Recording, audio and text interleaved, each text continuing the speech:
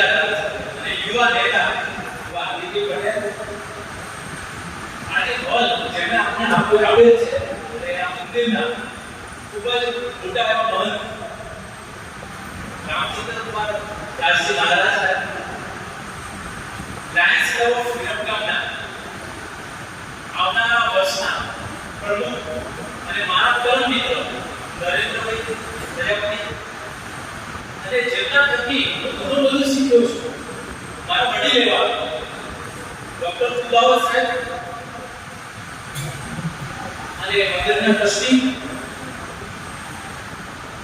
અને મારા વાલા લાયક આજનો આપણો કાર્યક્રમ તમે જે સફળતાપૂર્વક યુનિવર્સિટી ટેલી અને બીજા અન્ય કોર્સ કમ્પ્લીટ કરેલો છે એ પ્રમાણપત્ર આપવાનો કાર્યક્રમ છે।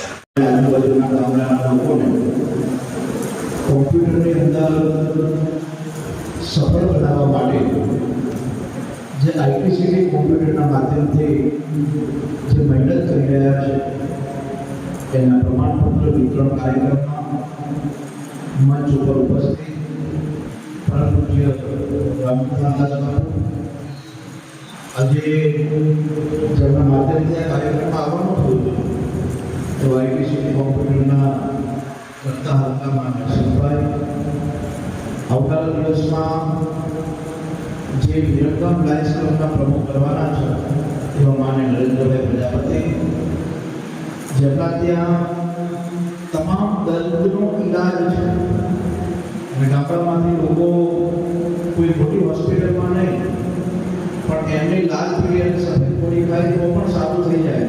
બાબા સાહેબ મંચ સુંદર મજાનું સંચાલન કરતા અને રાજુભાઈ ભવિષ્યમાં કોમ્પ્યુટરના માધ્યમથી અલગ અલગ ક્ષેત્રમાં જે સફળતાના શિખરો સર કરવાના છે એવા સૌ યુવાન સાથીઓ અને મારી બહેનો, આપ સૌનું આજના કાર્યક્રમમાં હાર્દિક સ્વાગત કરું છું। આપ સૌને વંદન કરું છું।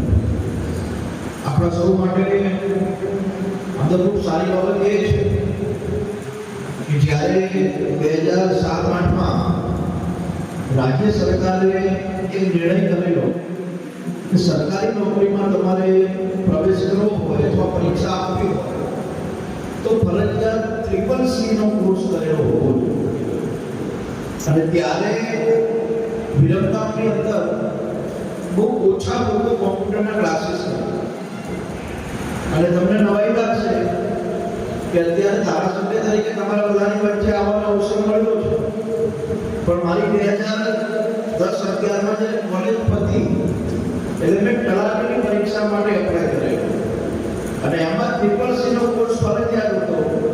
એટલે હું આઈટીસી કોમ્પ્યુટરની અંદર 2 મહિના માટે કોર્સના પ્રમાણપત્ર માટે ગયો.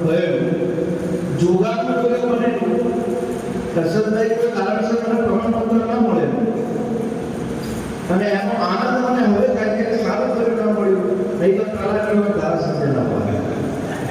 એટલે આજે એ CCC નો કોર્સ લગભગ પરીક્ષાઓમાં જરૂરી બન્યું છે. એમાં આઈટીસી કોમ્પ્યુટર દ્વારા લગભગ 24 વર્ષના આ સમયગાળામાં હજારો બાળકોને તૈયાર કર્યા છે.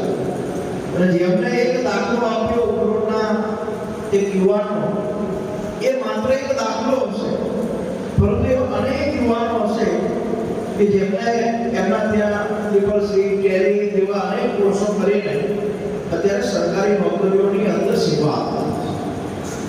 આનંદની વાત એ છે કે વિરમગામની અંદર બહુ જૂજ લોકો છે, બહુ ઓછા લોકો છે જે કોમ્પ્યુટરના ક્લાસીસ ચલાવતા છે. 1 વર્ષ ચલાવવું, 2 વર્ષ ચલાવવું, આ બહુ સહેલું કામ છે. પણ 24 વર્ષ સુધી એક જ જગ્યાએ એક જ વસ્તુમાં પોતાનું મન પરોવીને કામ કરવું એ બહુ મહત્વનું હોય. અને એટલા માટે આઈટીસી કોમ્પ્યુટરે 24 વર્ષ પૂર્ણ કરીને આજે 25 વર્ષની અંદર એક પ્રવેશ કર્યો છે. હર્ષદભાઈ એમણે કીધું કે હવે બહુ ઓછો સમય ચલાવવું છે, પછી રિટાયર થવું છે.